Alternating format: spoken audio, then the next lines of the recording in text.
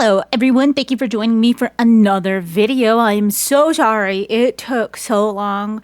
I got out of recording and doing all of the stuff online, but I was still doing the 52 greatest chapters in the Bible, a Bible study that was led out by John Barnett, who I put his channel linked in the description, but we are on week 9, so I'm going to try and record a lot of these and put like a couple out a week till we catch up. Currently, as of time of recording, on November 19th, 2025, I am on week 17. So we're going to try and catch up. So I'm going to put out some videos, hopefully a lot sooner before the holiday season rush is fully in swing. But thank you so much for joining me. I am your host, Sheena Loves Stories, and this week we are going to go over 1Kings chapter 18. This is one of my favorite chapters in the Bible. I just recently finished reading the Bible through all the way. I've read the whole Bible at least once, and that is very comforting to me. I'm really excited about it, but we are in 1Kings 18. And pull out my journal. So you can see it here, week 9. I have written out the chapter. Has 46 verses, and then here are my notes. Should do this. So this one starts with Elijah confronts Ahab. That's the header I have here in my Bible. It says, after many days, the word of the Lord came to Elijah in the 3rd year, saying, go, show yourself to Ahab, and I will send rain upon the earth. So this follows Elijah. Earlier in chapter 16, Elijah predicts a drought. Elijah is the prophet. Elijah is one of those prophets that has just so many interesting things that happens. So many interesting things that happens to him. In 1Kings, we are through the kings of Jerusalem and Judah. This is after David. So I have here in my notes, during King Ahab, which was approximately 874 to 853 BC, king of Israel, who did well in the sight of the Lord, 1Kings 16:29, married Jezebel, who promoted false gods worship, Baal. And Elijah had warned Ahab of a drought. We saw that in chapter 17. So let's read this chapter, or at least read some of it. So Elijah went to show himself to Ahab. Now the famine was severe in Samaria, and Ahab called to Obadiah, who was over the household. Now Obadiah feared the Lord greatly, and when Jezebel cut off the prophets from the Lord, Obadiah took 100 prophets and hid them by 50s in a cave and fed them with bread and water. And Ahab said to Obadiah, go through the land to all the springs of water and to all the valleys. Perhaps we may find grass and save the horses and mules alive and not lose some of the animals. So they divided the land between them to pass through it. Ahab went in one direction by himself, and Obadiah went in another direction by himself. So we have the whole drought going on, and Obadiah, that was his little backstory here in a little bit the end of verse 3, going into verse 4, was he feared the Lord and he hid prophets because Jezebel was going through, and because she promoted her own gods, was going through killing off prophets for the one true God. Okay, it's focusing. It's focusing. We're doing this. And as Obadiah was on the way, behold, Elijah met him, and Obadiah recognized him and fell on his face and said, it is you, my lord Elijah? And he answered, it is I. Go tell your Lord, behold, Elijah is here. And he said, how have I sinned that you would give your servant into the hand of Ahab to kill me? As the Lord your God lives, there is no nation or kingdom where my Lord has not sent to seek you. And when they would say, he is not here, he would take an oath of the kingdom or nation that they had not found you. And now you say, go tell your Lord, behold, Elijah is here. And as soon as I have gone from you, the Spirit of the Lord will carry you, I know not where. And so when I come and tell Ahab, and he cannot find you, he will kill me. Although I, your servant, have feared the Lord from my youth. Has it not been told, my Lord, what I did when Jezebel killed the prophets of the Lord? How I hid 100 men of the Lord's prophets by 50s in a cave and fed them with bread and water? And now you say, go tell your Lord, behold, Elijah is here, and he will kill me. And Elijah said, as the Lord of hosts lives, before whom I stand, I will surely show myself to him today. So Obadiah went to meet Ahab and told him, and Ahab went to meet Elijah. And I have that in my notes. And I was, how often did that happen to Elijah, that this was a known thing?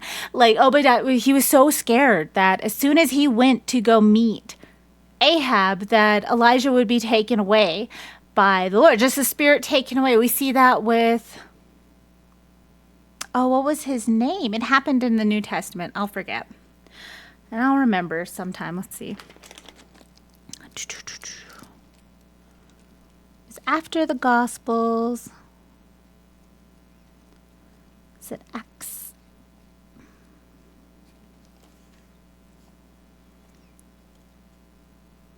Philip. I was like, I know it starts with a P, but it was not Paul, was not Peter. But Philip. And when they came up out of the water, when he was talking with the eunuch, reading the scroll explaining the gospel and the book of Isaiah to the eunuch who was going back to, I think, Ethiopia. Was it Ethiopia? Yep, Philip and the Ethiopian eunuch. And when they came up out of the water, because the eunuch was baptized, the Spirit of the Lord carried Philip away, and the eunuch saw him no more and went on his way rejoicing. But Philip found himself at Azotus, and as he passed through, he preached the gospel to all the towns until he came to Caesarea. So it's like, how often did this happen? We don't hear much more about this. Like, this is just one, it's not even a full verse, it's a half a verse that the Spirit of God would just take him away. And Elijah and Elisha's whole story is pretty crazy and very interesting to read about. So I would not be surprised if it happened a lot longer. And Elijah, just like Enoch, didn't die. He was called up by God.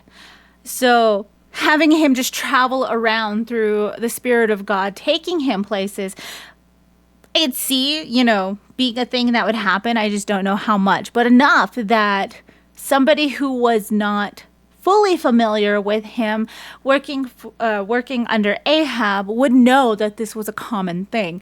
And that's fascinating. That is fascinating. All right. Verse 17. When Ahab saw Elijah, Ahab said to him, is it you, you troubler of Israel? And he answered, I have not troubled Israel, but you have, and your father's house, because you have abandoned the commandments of the Lord and followed the Baals. Now, therefore, send and gather all Israel to me at Mount Carmel, and the 450 prophets of Baal, and the 400 prophets of Asherah, who eat at Jezebel's table. Kind of giving away the whole story in that header, but the story is great. It cracks me up so much every time I read it. Let's see. All right. Trying to make sure that's in frame because I'm looking at a different screen.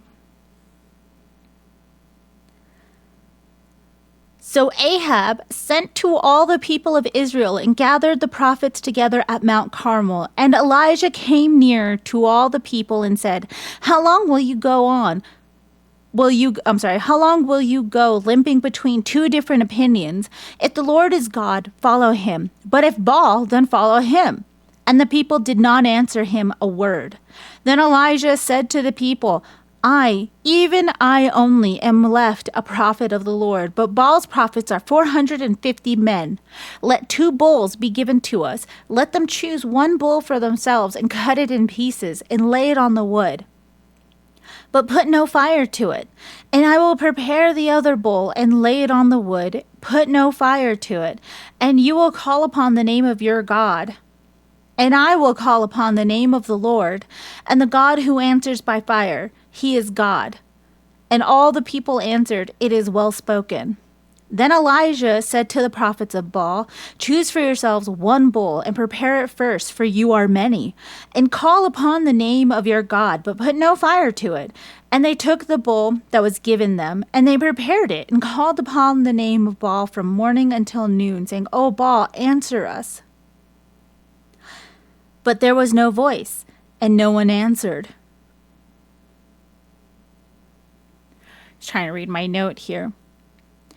So I have a note here. The literal meaning of limping between. It's limp along. What does that say? Limp along or between 2 twigs. Just calling them out that they're not making up their mind, that they're just being gutless flip-floppers at this point. Okay. But there was no voice and no one answered. And they limped around the altar that they made. And at noon, Elijah mocked them, saying, cry aloud, for he is a god. Either he is musing, or he is relieving himself, or he is on a journey, or perhaps he is asleep and must be awakened. And they cried aloud and cut themselves after their customs with swords and lances until the blood gushed out of them. And as midday passed, they raved on until the time of the offering of oblation. But there was no voice, no one answered. No one paid attention. I love how he mocks them for it, of saying that, he's a god. He must be doing this and this or whatever. And when I first read that, I thought that he was just picking on them. He was just making fun of them a little. But looking into it more, and I have that on a note in the margin of my Bible. But according to the myths of Baal, he wouldn't be around the people who worshipped him. It's not like God, where God is omnipotent and he is everywhere all the time. Baal is more of like a personification, and he would just be around off doing things. And he would be some of the stuff that are including in his myths that he would be doing was musing on actions to take. So he'd just be pondering. He'd be fighting a war, traveling, and he would also die and come back to life. Like these were parts that I don't know what to call them. Archaeologists, anthropologists, scientists, historians. One of those, I'm pretty sure, found in myths about Baal. So when Elijah is saying all of these things, like he is personally attacking the things that these prophets would say about these myths of Baal. And I thought that was funny. I thought that was really, really funny. It still just cracks me up, even without knowing that, but knowing that adds another layer. Then Elijah said to all the people, come near to me. And all the people came near to him, and he repaired the altar of the Lord that had been thrown down. Elijah took 12 stones according to the number of the tribes of the son of Jacob, to whom the word of the Lord came, saying, Israel shall be your name. And with the stones he built an altar in the name of the Lord. And he made a trench about the altar, as great as would contain 2 seahs of seed. And 2 seahs of seeds equals about 4 gallons, a third of a bushel. I don't know why I need to know these things, but they're now in there in my Bible and somewhere in my brain. And he put the wood in order and cut the bull in pieces and laid it on the wood. And he said, fill 4 jars with water and pour it on the burnt offering and on the wood. And he said, do it a second time. And they did it a second time. And he said, do it a third time. And they did it a third time. And the water ran around the altar and filled the trench also with water. And about the time of the offering of the oblation, which is approximately 3 p.m., Elijah the prophet came near and said, O Lord, God of Abraham, Isaac, and Israel, let it be known this day that you are the God in Israel, and I am your servant, and I have done all of these things at your word. Answer me, O Lord, answer me, that these people may know that you, O Lord, are God, and that you have turned their hearts back. Then the fire of the Lord fell and consumed the burnt offering and the wood and the stones and the dust, and licked up the water that was in the trench. And when the people saw it, they fell on their faces and said, The Lord, he is God. The Lord, he is God. And Elijah said to them, Seize the prophets of Baal. Let none of them escape. And they seized him, and Elijah brought them down to the brook of Kishon and slaughtered them there. So there's a lot to unpack in this. One, that is an incredible display of power. Incredible display of power and of devotion from Elijah.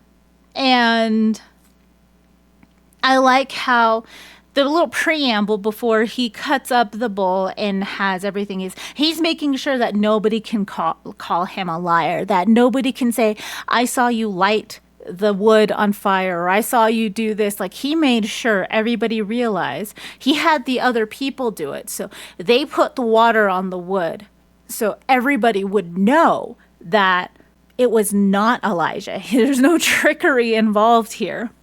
And this is the fourth miracle that Elijah does in 1 Kings. And then he makes sure that they gather up all of the prophets. What did I write over here? The blood of the prophets filled the river and satisfied the law in Deuteronomy 13:1-5. Oops.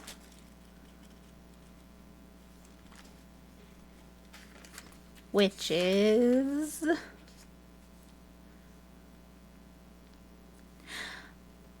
But that prophet or that dreamer of dreams shall be put to death, because he has taught rebellion against the Lord your God, who brought you out of the land of Egypt and redeemed you out of the house of slavery, to make you leave the way in which the Lord your God commanded you to walk. You shall purge the evil from your midst. So he was fulfilling the law, which is the false prophets must die. So after that, they all go and they all start to worship God. And then in this part is after it, Elijah said to Ahab, Go up, eat and drink, for there is a sound of rushing of rain. So Ahab went up to eat and drink, and Elijah went up to the top of Mount Carmel, and he bowed himself on the earth and put his face between his knees. And he said to his servant, Go up now, look toward the sea. And he went up and looked, and he said, There's nothing. And he said, Go again, 7 times. And at the 7th time he said, Behold, a little cloud like a man's hand is rising from the sea. And he said, Go up and say to Ahab, Prepare your chariot and go down, lest the rain stop you. And in a little while the heavens grew black with clouds and wind, and there was a great rain. And Ahab rode and went to Jezreel. And at the hand of the Lord was on Elijah. He gathered up his garment and ran before Ahab to the entrance of Jezreel. So after all this display of power, after he brought the people back in Israel from worshiping the false gods to worshiping the one true God, he purged them of their false prophets here. That's why he had them all gathered up. There was 450 prophets of Baal, 400 of the other god. He had them all gathered up so they would all be in one place, which is something you see a lot in the Old Testament. Every time the people of Israel go to worshiping other gods and there is a reckoning for them, somebody comes in and they're trying to put people straight, they always come back to having to trick all the prophets of Baal, all the prophets of the false gods, to get them all into one place so that they'll gather there so that they can all be killed. And then Elijah prays for rain 7 times. And I like that. And the hand of the Lord was on Elijah, and he gathered up his garment and ran before Ahab to the entrance of Jezreel. So he had a chariot. And in my mind's eye, it looks a little bit more goofy, kind of like a Dragon Ball Z type of anime thing. But to imagine just that, Elijah ran in front of a chariot, of a king's chariot, to the nearby city, is pretty crazy. Let's see what I have. I have the Deuteronomy. And those are the main notes that I saw from 1Kings 18. It's a really good chapter. It's a really good chapter. You see the power that, like, you see a small showing of the power of God. You see the people coming back to God. But it's a theme of the Old Testament. They keep going back after these false gods, and then somebody has to bring them back all the time. But the story of Elijah is always good. It's always really good to read. It's always nice to know a little bit more about it. I like to come back to Elijah just because it's fascinating. It's so fascinating. I'm like, what do you mean the Spirit of the Lord took him and placed him somewhere else? How often does that happen? What do you mean the hand of the Lord was on him and he just ran ahead of a chariot? What else did he do? What else happened? What else was going on? I don't know. All I know is what is presented in the word, and it's exciting to find out eventually what happened, what he used to do or what he did do. But he was a very powerful prophet. And my prayer points down here, I only have a few. It says, help me to use my discernment to not be led away from you. Maybe it's from God. Not to be led away from God. So help me use my discernment. Help me use this big, beautiful, squishy brain that God designed and gave us people. That has such a capacity for knowledge, has such a capacity for learning and creativity. And help me to fully trust in you. In Matthew 5, do not be anxious. That was on the Sermon on the Mount. He has a whole thing on do not be anxious. That was something before I was a Christian that I was always anxious. I was always tense. I was always stressed. I was always worried about bills, about food, just about all of these states of things. But now it's really weird to just be like, oh, that happened. Okay. And then I am trusting my life into the hands of God because everything I am and everything I have is God. So do not be anxious. And every now and then I do like to come back to read that part in Matthew 5. I do like to read the Sermon on the Mount just every now and then. Just even little bits and pieces of it. It's always a nice refresher on things. And help me to better worship you and behold the wondrous things you've done. Because all of this stuff, all of the things that with Elijah did, all of the crazy things that Elijah has done, the supernatural type things, like I want to know. And I love being shown in God's word all of these what people would call supernatural things that are happening in the Bible. And you can read it and you see it there. And I feel like a lot of Christians especially just kind of gloss over that. Like, oh no, that's an allegory, or that's poetry. I hear that so much. That's just poetry. That's just poetry. I'm like, not everything is poetry, my dude.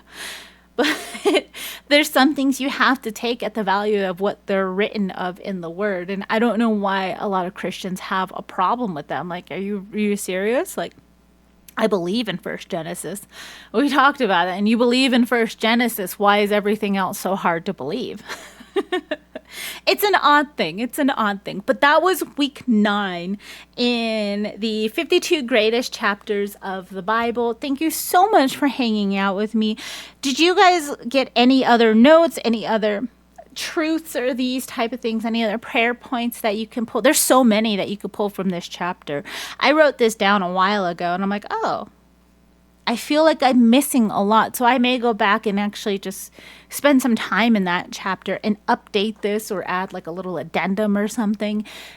But thank you guys so much for hanging out with me. I hope you guys have an amazing day, night, afternoon, whatever it is where you are. Like I said, I'm going to try and get these out so we can catch up. I'm so sorry that I stopped recording and I stopped being online and doing all of the things. It just got weird here for a little bit. It got weird. But it's going to be okay. Thank you so much. I hope you guys have an amazing time. I'll talk to you guys later. Bye.